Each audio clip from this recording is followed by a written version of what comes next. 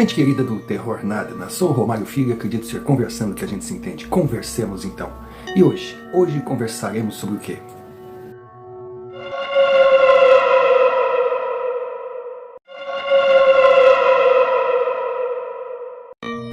Senhor Romário, eu sou o Rafael. Eu sou um Nádina.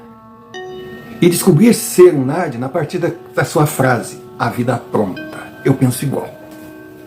Agora, no meu caso, a vida não só aprontou, mas me tirou para Cristo. Me tirou para Corinho, sabe aquele Corinho que vai e volta, vai e volta, vai e volta? Pois é. A minha vida, claro que eu não vou transformar esse vídeo num muro de lamentações. Oh, como eu sou infeliz. Oh, não dá certo. Não.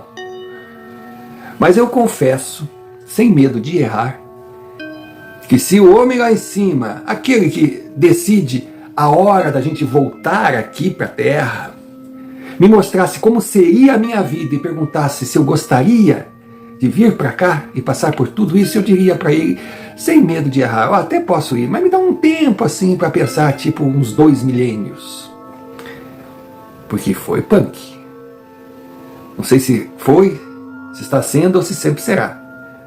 Mas era cada uma que parecia duas. Bom, eu começo falando sobre a minha infância, a minha família. O meu pai. O meu pai era uma figura. Meu pai era um paizão. Meu pai era meu amigo. Diferente da minha mãe, ele estava quase sempre em casa comigo, ele brincava. Quando sobrava algum dinheiro, ele me trazia presentes, ele era carinhoso. E era rígido na minha educação. Exigia que eu estudasse e dizia as formas que eu deveria agir e não agir. Com relação ao estudar, eu sempre soube que ele mal terminou o fundamental. Então quando ele dizia que eu tinha que ir para a escola, que eu tinha que aprender, que eu tinha que crescer, eu não entendia, sabe por quê? Porque pai é o exemplo, a gente quer ser igual ao nosso pai. Então eu perguntava para ele, pai, por que eu tenho que estudar se o senhor nunca estudou? Ele dizia sem pensar, é que eu quero e vou conseguir que você seja melhor que eu. Meu pai era incrível, era meu ídolo, eu tinha uma paixão por ele. Engraçado, eu gostava da minha mãe, mas era diferente porque eu tinha pouco contato com ela. Sabe, meu pai era tudo e ela vivia ausente, que é a cabeça da criança, né? Porque aos poucos eu fui descobrindo que meu pai tinha apenas 2 pequenos defeitos. Bebia e não gostava muito de trabalhar. Ele vivia desempregado. Não é que ele não trabalhasse. Ele conseguia um emprego aqui, um emprego ali, mas não durava muito, porque ele era aquele funcionário padrão. Porque meu pai sabia muito. Então ele chegava, olhava a estrutura, já via os defeitos e queria mudar tudo. E, lógico, não gostava de ouvir ou obedecer ordens de quem sabia menos que ele. Então, de cara, isso fazia uma inimizade, os chefes. Quando essa forma de agir não era a razão de ele sair ou ser saído do emprego, vinha sempre o teste do primeiro salário. Se ele pegasse o dinheiro na mão, aí ele sumia. Só voltava para casa quando não tinha mais nenhum centavo, ou não voltava para casa, a gente descobria ele jogado numa sarjeta. Minha mãe, nos empregos que ela percebeu que ele não conseguiu uma confusão com a chefia, se tinha chance de ficar um pouco mais, ele combinava com os donos da empresa de dar o salário na mão dela. Porque meu pai com dinheiro era o fim da sua carreira profissional. Seu Romário. A gente é injusto, né? Que avaliação equivocada, mas também eu não tinha um discernimento para entender o porquê do meu pai estar sempre comigo, sempre tão carinhoso e a mãe sempre ausente, mas era ela que mantinha a casa. Porque ela desde menina foi trabalhar numa loja na cidade. E já estava naquela loja, que eu lembro há mais de 15 anos. Meu pai dizia, a minha mulher é uma grande mulher, mas ela gosta de ser capacho. Trabalha que nem louca para ganhar pouco. E viver sempre abaixo de regra, de ordem e coisa, eu não sei como é que ela aguenta. E tudo aquilo, uma criança vai absorvendo. Então, muitas vezes ela é triste, senhor mãe. encontrar o pai da gente numa sarjeta, ter que levá-lo para casa. Mas eu sempre culpava a bebida, dizia que ele era fraco. Ele parava para conversar com os amigos, tomar uma cerveja, algo que todos faziam, mas ele era fraco. No primeiro gole ele caía.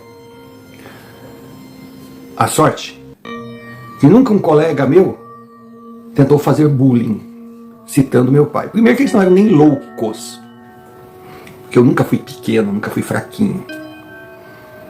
E também meu pai me ensinava a brigar, a lutar, porque ele dizia que eu tinha que saber me defender, jamais bater, judiar, mas não deixar que ninguém judiasse de mim ou tentasse me humilhar.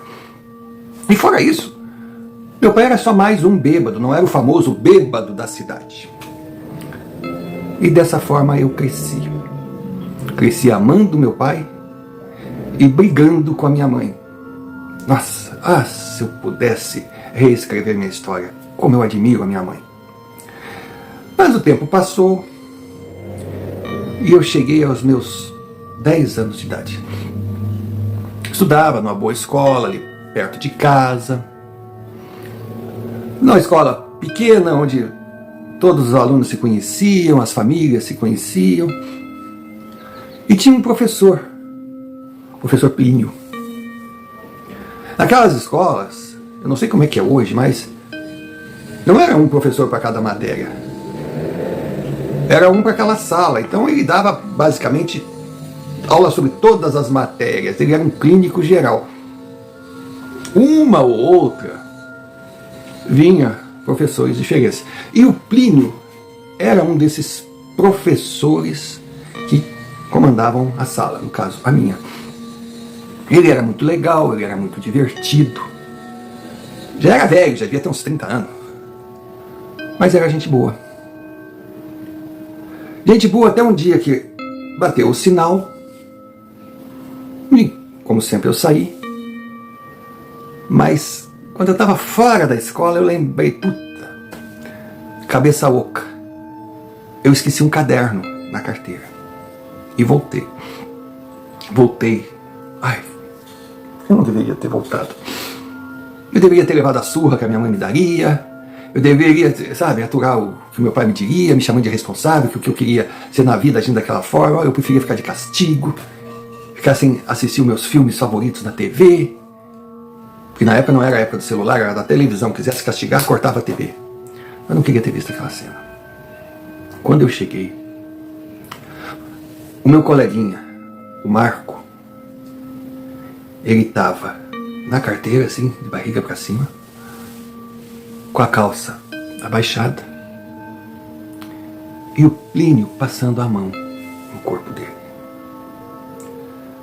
Quando eu vi aquela cena, sabe aquela cena diferente, que eu não sabia o que era, mas algo me dizia que não devia acontecer, que eu nunca tinha visto aquilo, nunca tinha ouvido falar naquilo?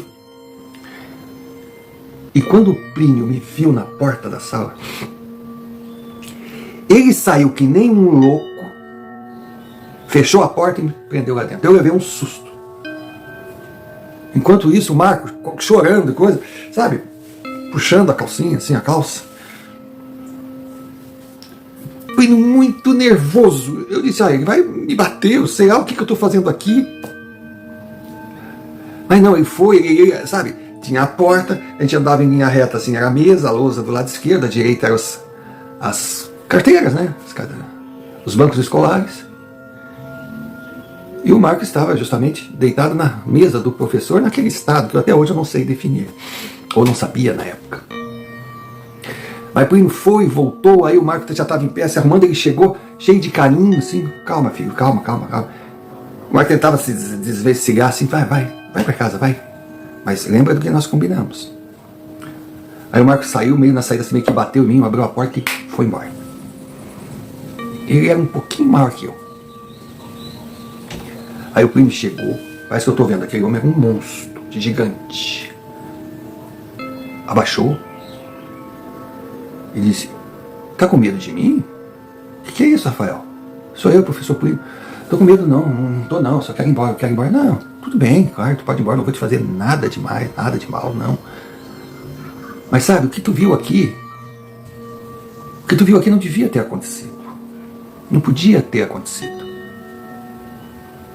Mas sabe, aí eu vi que ele meio... Mas sabe, eu sei que eu não posso fazer certas coisas, mas eu estou me tratando, é uma doença. É uma doença. Eu estou tentando, eu juro que eu estou tentando, engraçado. A transformação do rosto dele, da voz dele, me passava a impressão que ele estava sendo sincero. Sabe, eu vou melhorar, mas por favor, olha, vai ser o nosso segredo. Não conta pra ninguém, eu não posso perder esse emprego, tu sabe. Eu tenho um filho, é um bebê ainda, tem 2 anos, a minha esposa está grávida, está esperando outro filho. Eu não posso perder esse emprego, por favor. Aí tinha um cordão de ouro, com uma cruz pequenininha, muito bonitinho. Ele foi, tirou e colocou aquele cordão no meu pescoço. Ó, isso aqui é um presente para ti, tá? Vai pra casa, vai, meu querido, vai. E abriu a porta.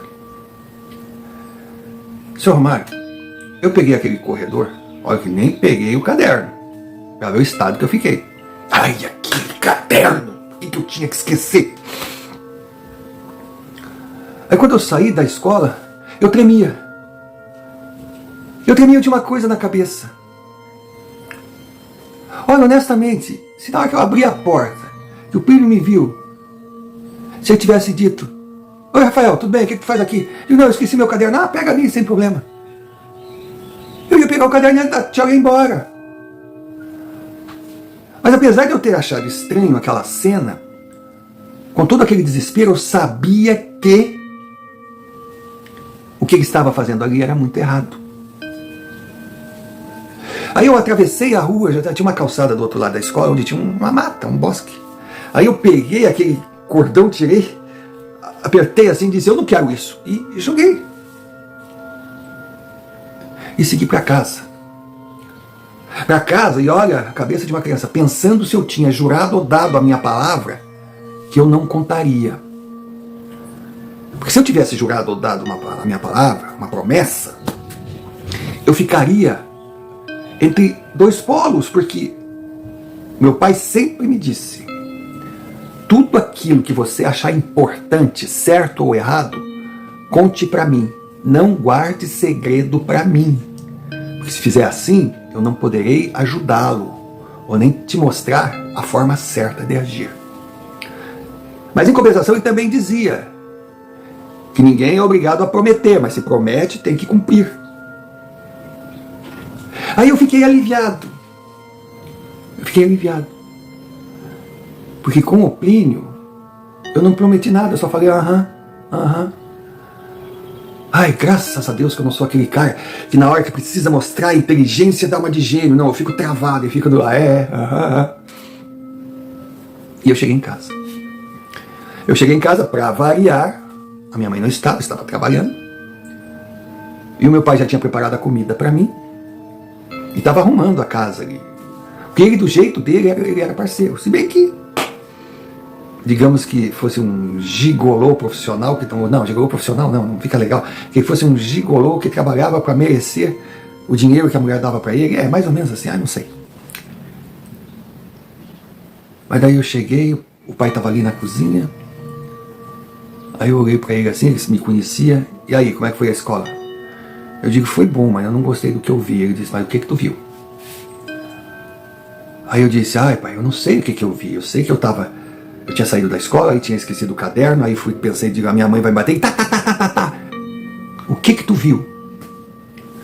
Disse: ah pai, quando eu entrei para buscar meu caderno, eu vi o professor Plínio e o Marco e aconteceu isso e isso. Meu pai me olhou e disse: ele tocou em você e fez alguma coisa para você? Eu disse: não. Então tá. Então vem comigo. Ah, mas nós vamos aonde, pai? Eu tenho que tomar banho, eu tenho que comer, eu tô com fome. A mãe disse que eu tenho que voltar da escola. Vem comigo. E nós fomos até a oficina mecânica do seu Armando. Seu Armando é o pai do Marco. Um homem que conhecia o meu pai. Aí meu pai entrou na oficina, tinha uns clientes ali, o seu Armando era muito solicitado, a oficina dele era muito boa, ele tinha meia dúzia de funcionários. Ele foi entrando: Armando, e foi gritando. Mas meu pai estava assim, desorientado. Aí eu pensava: nossa, aquilo que eu vi, que eu não sabia o que estava vendo, não sabia se era sério, desconfiei que fosse, depois da forma que o Plínio agiu comigo, eu tinha certeza então, ao ver a atitude do meu pai, que a coisa devia ser muito grave. Armando, o que é, cara? O que é? Tu já tá bêbado, pelo amor de Deus, vai fazer bagunça, quer fazer bagunça, quer fazer... Fora daqui, fora da minha oficina, não faz isso, nós somos amigos, mas não confunde, cara, eu tô aqui, eu tô trabalhando, então eu tô com os meus clientes aqui, vai, para com esse escândalo. Ele disse, é com relação ao Marquinho. Armando, como é que é? O que tem meu filho? Ah, meu pai soltou o rosário. Quando ele soltou o rosário, aqueles que eram clientes estavam ali, aqueles que eram funcionários, colaboradores do seu Armando estavam ali, mas alguns curiosos que, com o escândalo que meu pai fez, com a gritaria que foi, deixaram de ser quem era e se transformaram em pessoas injuriadas. Armando disse, Josué é o nome do meu pai, Josué, tu tens certeza do que está falando? Aí eu tenho certeza porque o meu filho contou, e o meu filho não é mentiroso. Vai, olhou para mim, conta pro tio o que tu viu. Eu digo, ai meu Deus do céu, eu não sabia o que fazer. Eu digo, meu Deus, mas se era para contar, eu contei. Seu Romário, o seu Armando entrou no carro dele, os clientes que estavam ali, não sei se tinha cara que não podia andar, tinha cara que já estava pronto, mas cada um deu um jeito de entrar em carros e fomos até a escola. Quando chegamos na escola, aquela gente toda invadiu, deu aquele rebuliço, mas o que é isso, o que é isso? A turma da tarde já estava na sala, já estava dando aula. Aí veio o supervisor perguntando, o que está acontecendo e coisa, cadê o Pino, cadê o Pino? Aí uma moça que estava ali, sei lá o que ela fazia, ela disse, o Pino ele não ficou para as aulas da tarde, ele saiu. Mas ele saiu. Deram meia volta, foram na casa do Pino. Quando chegaram lá, nossa, estava a esposa dele, a Margarete, que doce de pessoa. Já foram entrando, bateram na porta, ela abriu, o que aconteceu, o que aconteceu? Ela estava com o bebê no berço, estava com aquele barrigão, a coisa mais linda do mundo. Que mulher grávida é bonita, né? Barbaridade. Assim pensava eu. E penso até hoje. Aí só perguntaram, cadê o Plínio? Ela, o que houve com meu marido? O que aconteceu com meu marido? Cadê o Plínio? Eu não sei, não está na escola? Bom, espalhou pela cidade o cadê o Plínio? Porque todo mundo procurava pelo professor Plínio. Inclusive a polícia. E não demorou muito e encontraram o Plínio. Ele estava na rodoviária tentando pegar um ônibus, sabe lá para onde. Senhor Romário, pegaram o Plínio. A polícia tentou evitar, tentou, mas não muito. Mas pelo menos os policiais se incumbiram de levar o que sobrou do Plínio para a funerária. Foi um massacre. Eu fui no velório do Plínio, um dos poucos. Velório esse que foi cercado pela polícia, porque a revolta da população era tão grande que o medo é que invadissem a sala e botassem fogo no caixão. Porque como sabe aquele estilhaço de pólvora? Rapidinho, outros alunos revelaram. E olha, Marco estava longe de ser o único. Foi ali que eu, sabe, daquele meu remorso de ter sido causador do que aconteceu com o Plínio, me senti mais aliviado. Eu disse, não, eu fiz certo em contar. Primeiro que eu não tinha prometido nada para ele. E segundo que ele era um mentiroso. E terceiro, que ele estava fazendo mal para as crianças e muito mal. Só que até então eu não entendia que mal era esse. Olha, foi uma comoção na cidadezinha. A esposa dele, embora todo mundo soubesse que ela era apenas mais uma vítima, ela não conseguiria mais viver naquela cidade. Então ela voltaria para casa da mãe dela, que o Plínio viera transferido para trabalhar na escola, ela não era da cidade. Só que antes de ir embora, ela passou na minha casa. A minha mãe atendeu, aí eu fui ver. Ela só disse: eu estou indo embora, mas eu queria falar com o seu filho. A minha mãe naquela hora, assim, como toda a cidade, tinha pena dela, ela era apenas uma vítima, me chamou achando que ela, sei lá, ela seria amistosa para mim. Aquela mulher olhou para mim e disse assim: você matou o meu marido. Não pense que vai ficar assim, mas um ódio. A minha mãe ficou revoltada, expulsou ela e disse que não enchia ela de porrada por causa daquela barriga dela. E ela saiu me olhando assim. Sabe, até hoje eu guardo aqueles olhos de fogo, aquele ódio. Foi terrível. Tudo por causa de um caderno. Olha, seu Romário, eu não tinha razão de estar revoltado. Eu estava sendo acusado de ter matado, ser sido responsável pela morte de um homem por causa de um caderno. O meu pai não conseguia trabalho, porque tinha muita sede. Porque era meio, digamos assim, indolente. Poxa, tudo coisas pequenas, né? E que acabavam complicando a minha vida. E o tempo, né? O tempo tem o dom, o poder de não parar. Aconteça o que acontecer, vai o tempo. E ele passou. Ele passou e eu completei 16 anos. Aí eu disse pro meu pai: pai, eu já tenho idade. Eu sou um homem, poxa, eu posso estudar à noite e trabalhar. Eu quero trabalhar, eu quero ajudar em casa. Nossa, meu pai se encheu de felicidade. E aí eu fui trabalhar no mercadinho do seu Sebastião, o empório do Tião. Nossa, ele era grande, era bom, tinha movimento. E eu fui, seu Romário, feliz da vida. Nossa, eu ia trabalhar. Aí o Tião, na presença do meu pai, nos recebeu muito bem. Ele estava precisando de um ajudante, de um mais forte que nem eu, e que ia ficar comigo 3 meses de experiência. Mas nesses 3 meses, ele ia me pagar o salário mínimo, que para mim era uma fortuna, e ia me dar o almoço. E pagaria a minha passagem de ônibus para ir trabalhar.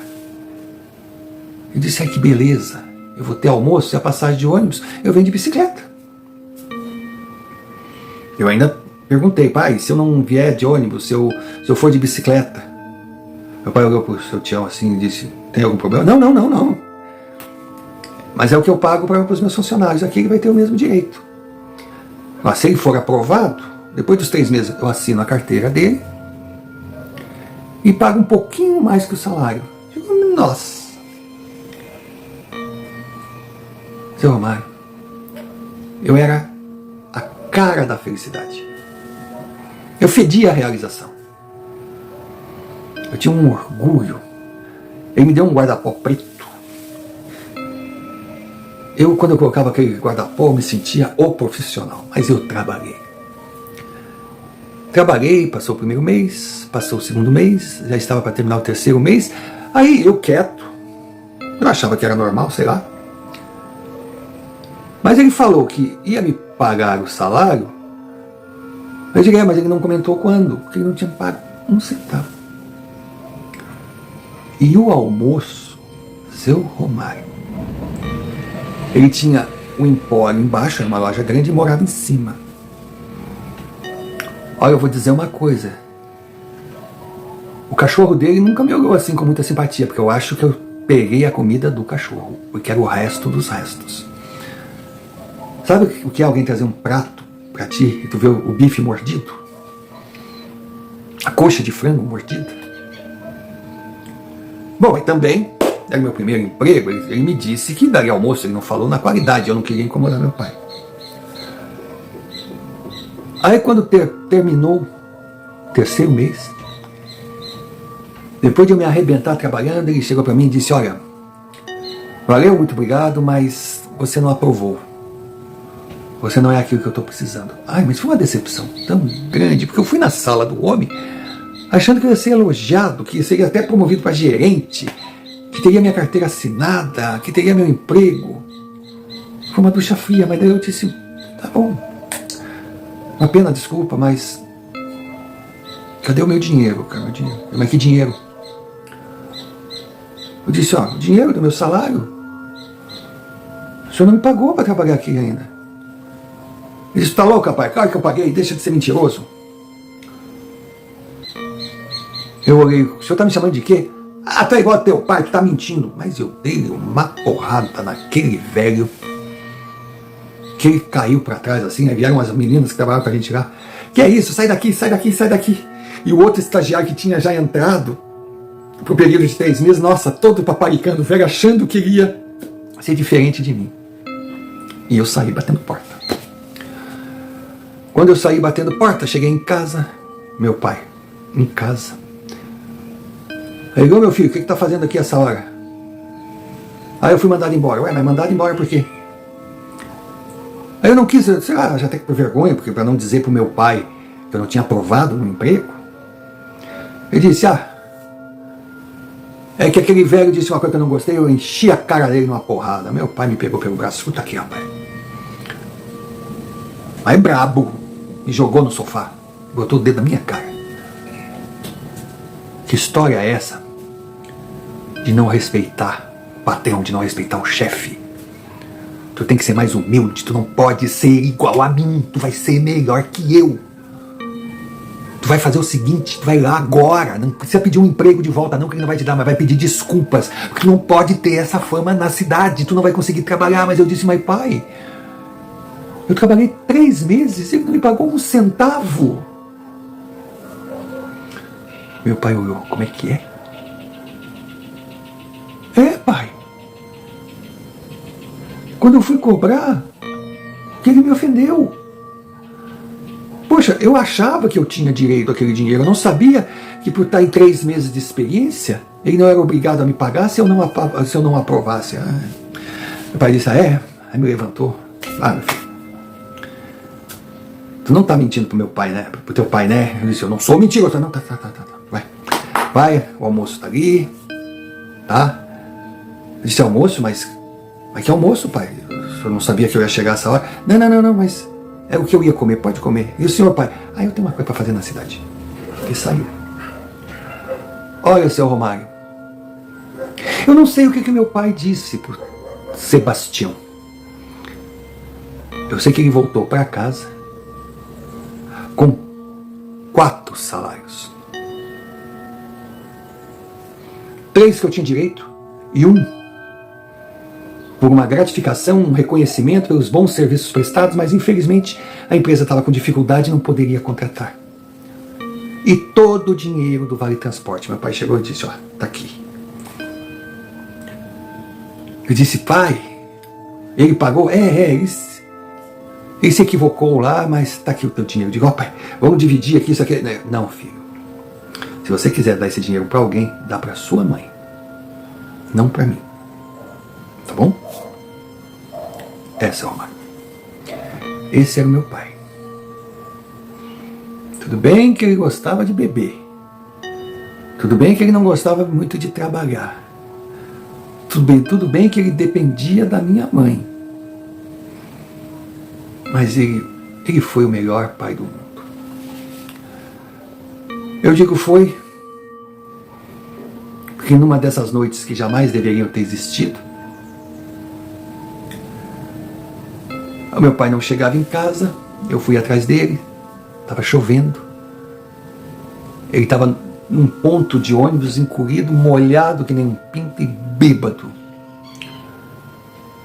Aí eu encontrei ele e disse: pai, vamos para casa, pai. Ele: não, pai, vamos para casa. Eu levantei, ele: me deixa, eu quero ficar aqui. Eu disse: pai, vamos. Ele: me deixa, me empurrou e foi andando no meio da rua. E veio um carro em alta velocidade. E ali eu perdi o meu pai. Na minha frente, eu vi acontecer de novo. Primeiro eu fui responsável pela morte de um professor por causa de um caderno. E agora eu era responsável pela morte do meu pai, porque eu resolvi, pela primeira vez, não ter obedecido uma ordem dele. Se eu tivesse deixado ele ali, dormindo, talvez ele estivesse dormindo bêbado até hoje, mas eu não teria presenciado a cena que eu sou obrigado a carregar e lembrar em todos os sonhos que eu tenho enquanto durmo. A minha mãe, depois do que ocorreu, ela mostrou a mulher que era. Sem a presença do meu pai, convivendo mais com ela, vendo a força dela, eu dizia: nossa, que mãe espetacular que eu tenho. Ela me manteve em pé. Como ela segurou a barra do meu pai durante anos, ela segurou a minha, porque se não fosse ela, eu tinha desmoronado. Ela segurou a minha cabeça. Ela conseguiu uma psicóloga para mim. Ah, eu sou um burro velho, 17 anos, parece para entrar no exército sendo psicólogo. Eu precisava, sim. Eu precisava. E ela me ajudou. Ela me deu uma força. Disse para eu continuar trabalhando, porque na época eu trabalhava de auxiliar numa ferragem. O dinheiro dava para eu me manter meus estudos, estava terminando o segundo grau. Foi quando ela procurou um vereador da cidade, falou da situação. Seu Ananias conhecia minha mãe desde criança, gostava do meu pai, do lado bom do meu pai. Dizia que era uma lástima uma pessoa igual aquela ter aqueles probleminhas. E ele olhou para mim e disse: esse rapaz aí não vai ser igual o pai dele. Eu digo: como assim? Não vai ser um homem sem sorte, indo de emprego para emprego. Eu vou.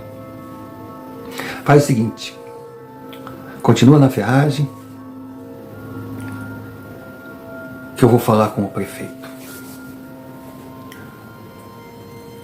E o seu Ananias era um vereador de vários mandatos. O prefeito era novo, e claro que ele não ia querer problema. Aí eu fui contratado como CC da prefeitura, que era um salário bem maior do que eu ganhava na ferragem. A carga horária era tão pesada.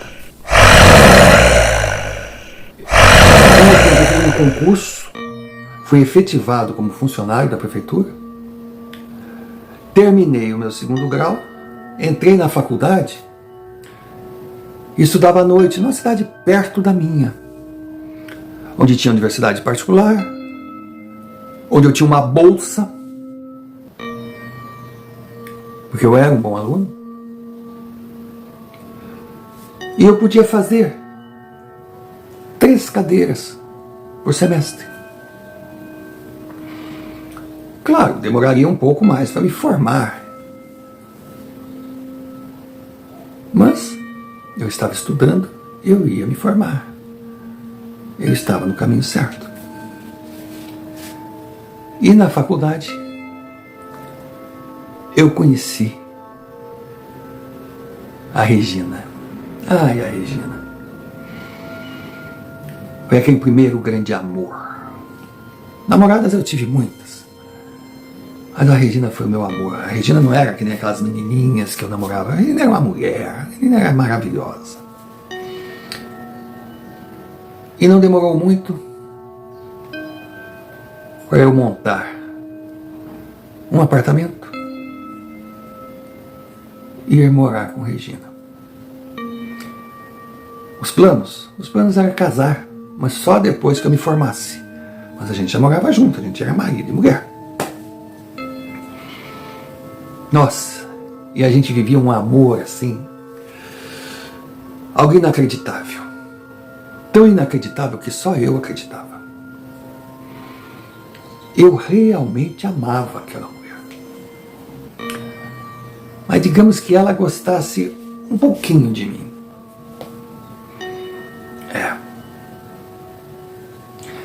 Eu iludido, dando tudo que podia e não podia para ela. E ela mostrando algo que eu achava estranho. Que eu queria ter o meu filho. Eu queria ser um pai que nem o meu foi para mim. Eu sonhava em ter o meu amiguinho, a minha amiguinha. Mas Regina não queria filhos. Eu dizia, poxa, mas não quer ser mãe? Ela dizia, não agora. Não agora. Porque ela também estava estudando.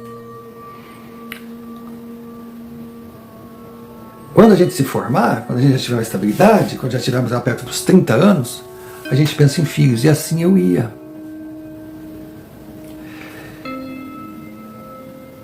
E eu tinha terminado com Mônica, uma namorada já há um bom tempo, porque eu me apaixonei por Regina e não ia ficar traindo Mônica, mas Mônica gostava muito de mim. E numa dessas coincidências da vida, eu estou voltando para casa da faculdade, estava de ônibus, e Mônica estava lá. Já era tarde da noite, eu vi Mônica sentada, não tinha ninguém do lado dela, tinha pouca gente no ônibus, eu digo, por que não? Eu fui, sentei, oi Mônica, oi, tudo bem? Pai, conversando, eu digo, eu não queria perder a amizade dela, era uma menina linda, sabe? Mas a gente não escolhe. E fomos conversando, a viagem dava mais ou menos uma hora e pouco. E eu comentando sobre o meu casamento, sobre a minha vida, sobre meus planos, ela falando que não estava namorando ninguém, aquela coisa toda, e pai, foi, pai. Aí quando eu disse que Regina não queria filhos, mas Mônica olhou para mim e disse, Rafael, eu acho que eu vou me arrepender do que eu vou te dizer.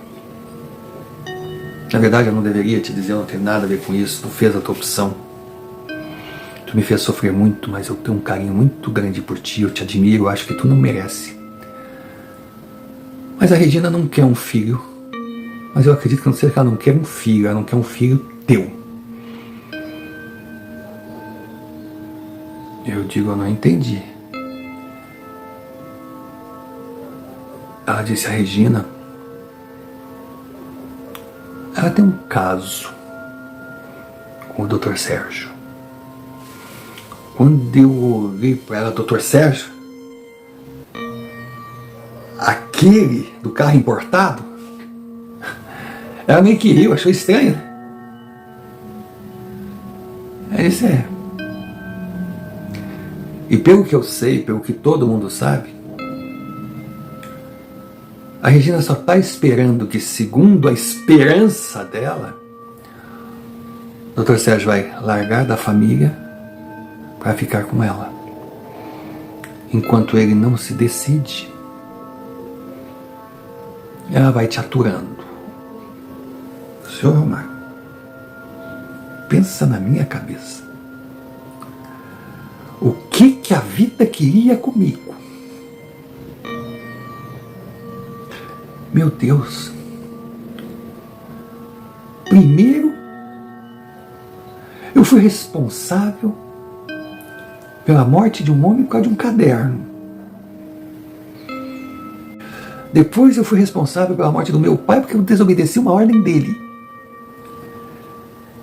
E agora, A mulher da minha vida me traía porque o cara que ela estava tinha um carro importado e eu tinha um chevetinho meia boca.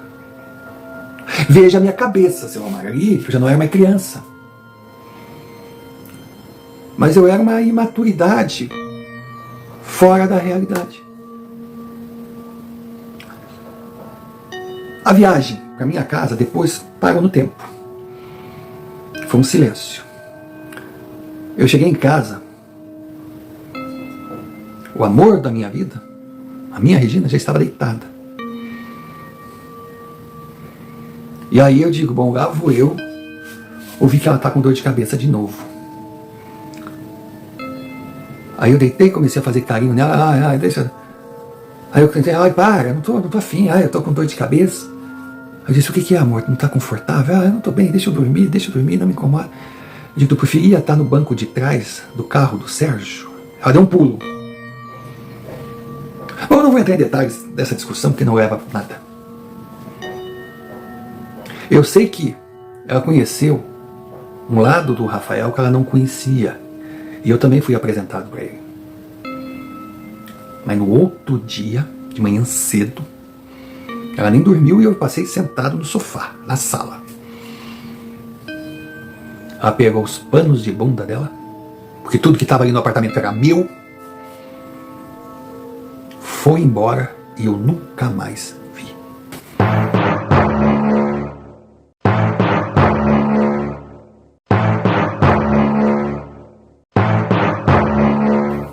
E aqui estou eu de novo.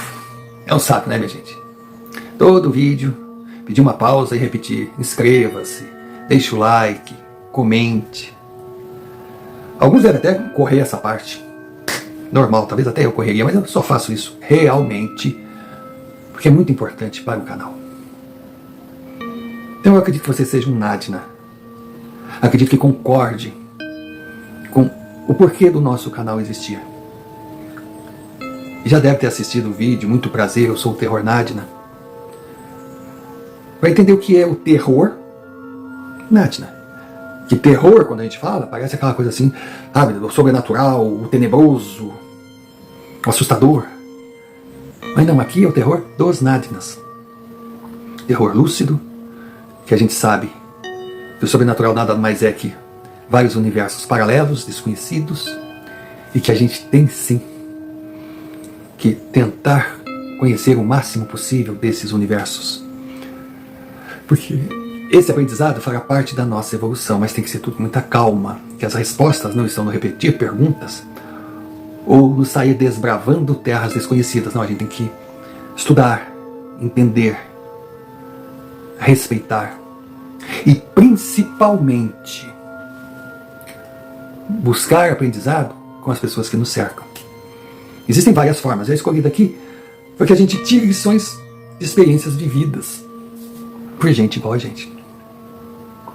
Então, se você está aqui, além, lógico, do entretenimento, de gostar de relatos, mas você também tem essa ideia de buscar, crescer e conhecer. Poxa, por que não está inscrito? Não dá para entender, gente. Por favor, ajude. Inscreva-se, deixe like e comente.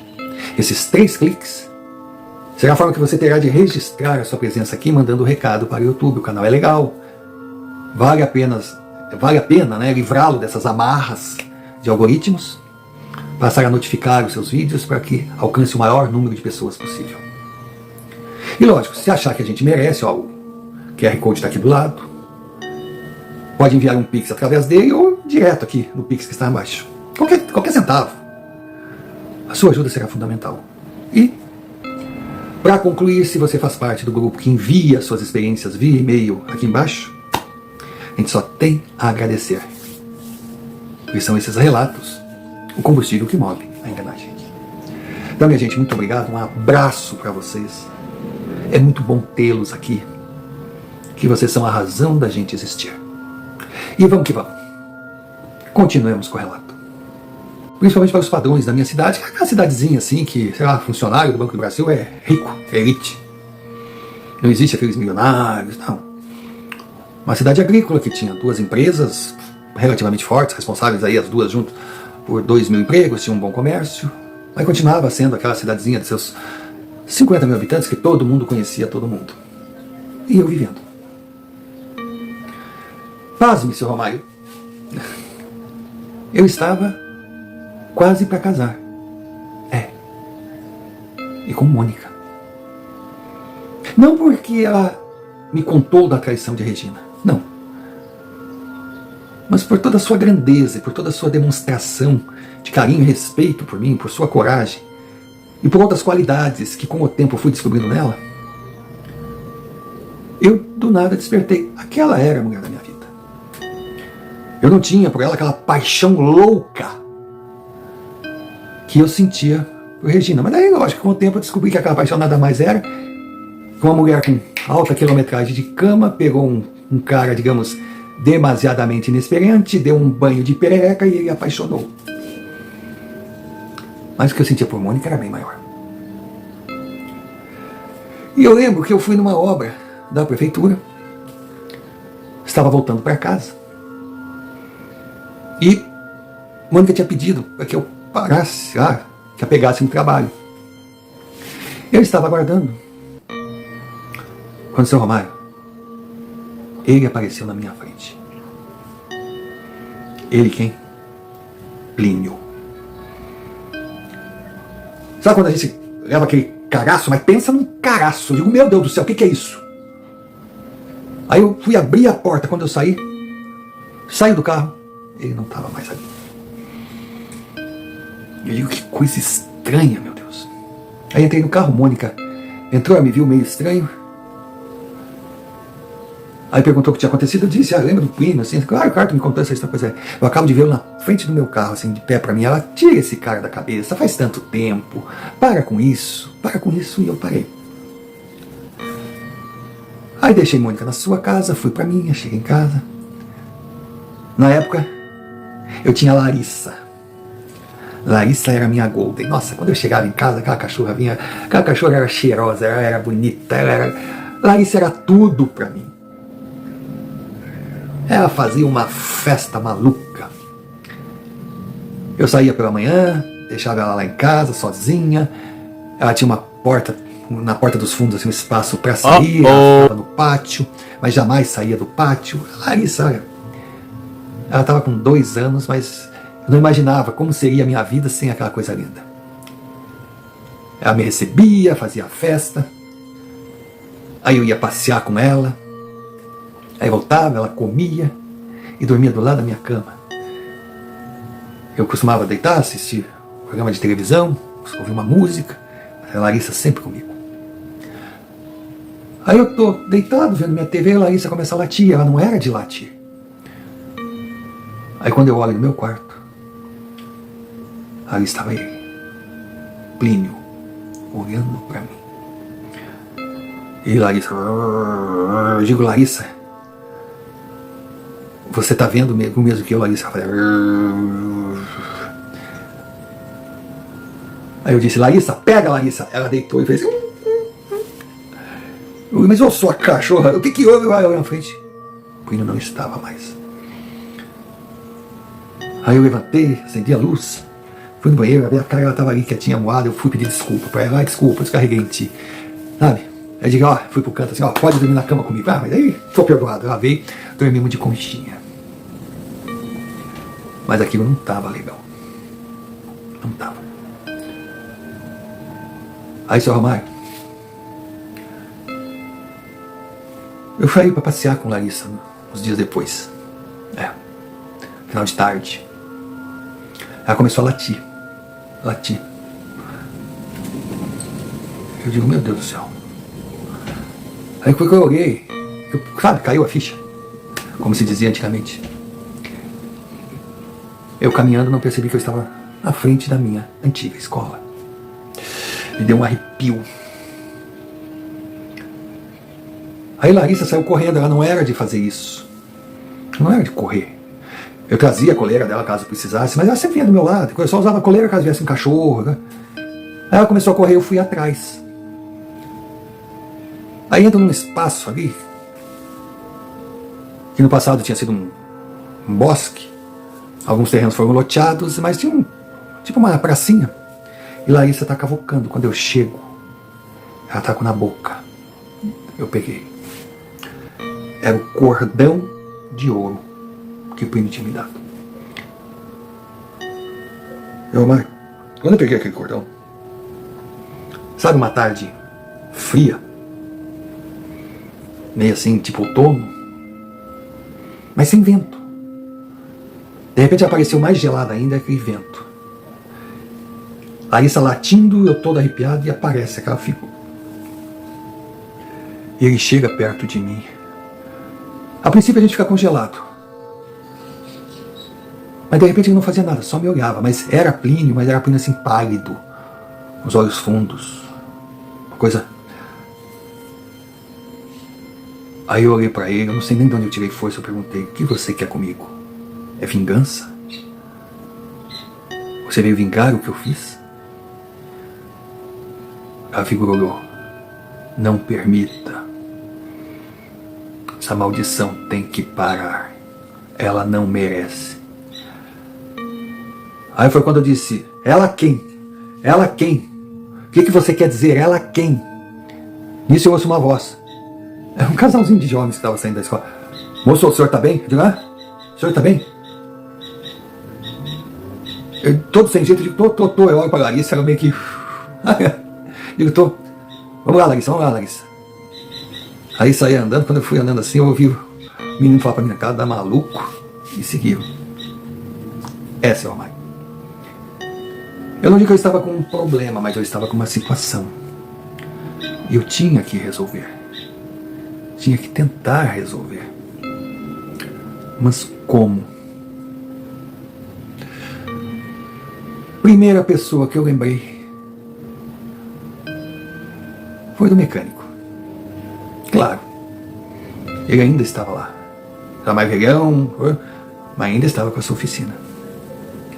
Fui conversar com o pai do Marco, já que Marco tinha se mandado da cidade há muito tempo. Aí ele me conheceu, me recebeu muito bem, sabe? Eu era uma pessoa conhecida na cidade, né? Aí ele me perguntou o que eu queria, eu digo: eu vim falar sobre Plínio. Ele meio que: mas por que isso agora? Faz tanto tempo. Eu digo: não. Você sabe alguma coisa com relação a ele? Não, ele a gente sabe. E a família dele? Não, a família dele, eu acho que a esposa dele foi embora. Mas agora, o que eu soube recentemente é que a filha dele, disse filha, é a filha dele, que ele nem chegou a conhecer, que a mulher estava grávida, nasceu uma menina. E hoje ela está uma moça e voltou para a cidade. Eu disse: sério? Ela voltou e eu digo: mas você tem o endereço? É fácil de descobrir. E foi lá, mexeu. Nossa, ele estava com um escritório muito bonito, uma secretária, cara. Aí me deu o endereço, eu digo: bom, eu vou lá. Aí fui. Quando eu cheguei na casa, era uma casa boa. Aí bati. Aí veio uma moça, pois não, loira, bonita. Eu perguntei: a dona Silvana está? Ela sorriu, ela é jovenzinha ainda, bem mais jovem que eu. Eu estou, o melhor. Ela falou: ela estou, mas eu não sou uma senhora. Disse: não, tá bom, desculpa, mas eu podia falar com você? Ela: mas quem é você? Aí eu falei o meu nome. Quando eu falei o meu nome, ela perguntou: o que você quer aqui? Se é alguma brincadeira? O que você quer comigo? Nisso, vem da casa Jorge. Jorge eu conhecia do tempo de escola, ele era um pouco mais novo que eu. Mas nunca foi grande coisa na vida, não. Jorge, eu sabia que tinha casado, tinha separado da mulher, era meio malandrão, mas não pela separação em si, mas a forma. Bom, não estou aqui para discutir vida pessoal de ninguém. Mas Jorge já chegou: o que está acontecendo aqui? Aí eu olhei para ele assim: Jorge, Eu, Rafael, tô aqui na minha casa querendo falar com a minha mulher. Porra, cara, tu é cara de pau, hein? Eu disse, não, é que eu queria conversar com ela, se tá acontecendo alguma coisa. Mas eu acho que ela não quer conversar contigo, não. Ela falou, por favor, vai embora, vai embora. Aí eu disse, um minutinho só. Que eu tenho recebido a visita do seu pai. Aí eu olhou assim, se é alguma brincadeira? Eu digo, não. Se fosse brincadeira, eu não estaria aqui. Aí ela olhou o Jorge e disse, tudo bem, amor, vamos ver o que ele tem para me dizer. Aí nós entramos. Jorge já me olhou assim meio. Aí quando eu entrei na casa, quando eu entrei na sala, vi aquela menininha correndo, a mais linda do mundo. Ele tem uns 4 anos. Loirinha igual a mãe. Eu disse, oi Riquinha, tudo bem? Ela, tudo bom, tio? E já veio e me abraçou. Eu digo, a mãe dela não gostou muito. Filha, vai brincar, vai. Aí olhou pra mim assim e disse, pronto, diga o que você tem a dizer. Eu falei, muito obrigado por me receber. Por favor, não vamos estender, diga exatamente. Aí eu falei que o seu pai tinha aparecido pra mim assim, assim, assim, assim. Ela só me olhava. Ela olhou sério pra mim e disse, por que você? Eu disse, se eu soubesse eu não estaria aqui. Aí eu peguei o cordão. Ela olhou assim. Ela disse, meu Deus. Eu disse, você reconhece esse cordão? Ela tirou. Ela tinha um igual. Ela tinha um igual. Só que o dela, a medalhinha tinha a letra P. E o meu tinha a letra, que daí que me caiu, que era a primeira letra do nome da mãe dela. Ela disse, esse cordão aqui a minha mãe me deu. E ela e o meu pai usavam desde o início do noivado. Era o compromisso. Ela com o cordão da letra do nome dele e ele com o nome dela. Onde você achou isso?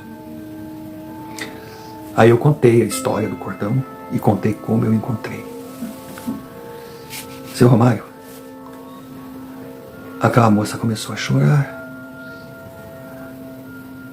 Ela chorava. Eu de alguma forma também parece que eu estava envolvido. Isso. Aparece a imagem de Plínio. A princípio eu fiquei meio sem jeito para não dar a impressão que eu estava louco, não assustá-la, mas ela também tinha visto. Ela falou, pai. Eu disse, você também está vendo? É meu pai, ele está aqui de novo. O Plínio chegou perto de mim e disse, obrigado. Aí olhou para a filha e falou, ajudem. Essa maldição tem que acabar. Ela não merece pagar pelos meus erros.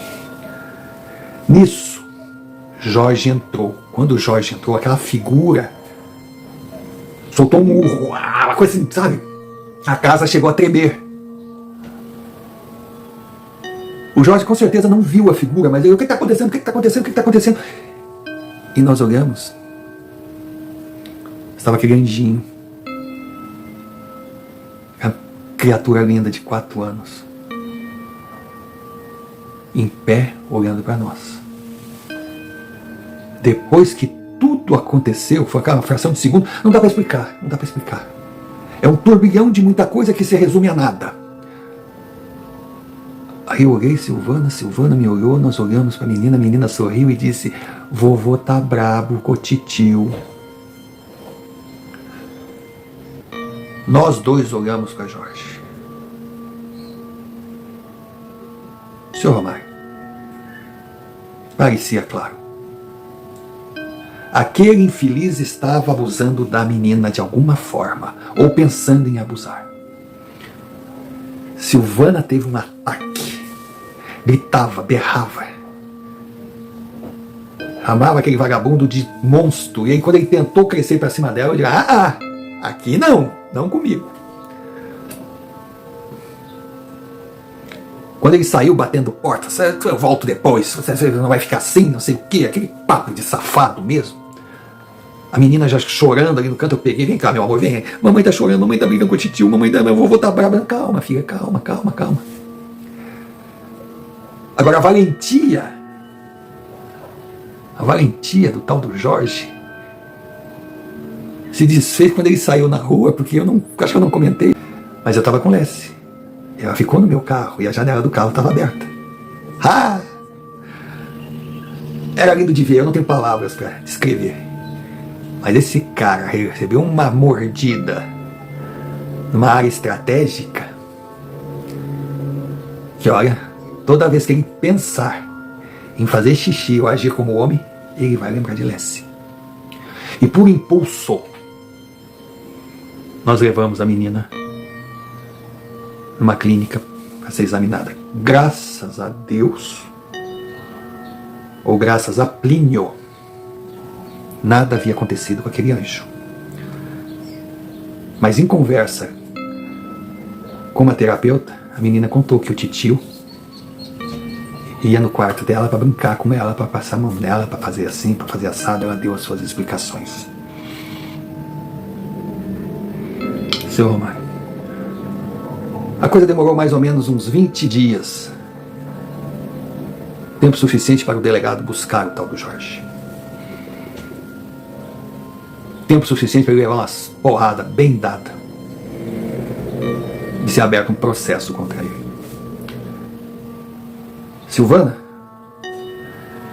Silvana se transformou na minha irmã querida.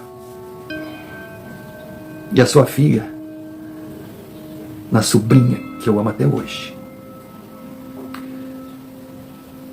E depois de que tudo passou, uma vez só, depois que o Jorge estava preso, que tudo estava, aquela tentativa, aquele início que poderia ser algo terrível, eu reencontrei Plínio uma vez. Quer dizer, ele me reencontrou. Eu estava jantando na doce companhia de Lessie e Mônica, quando ele apareceu na sala de jantar. Mônica também viu.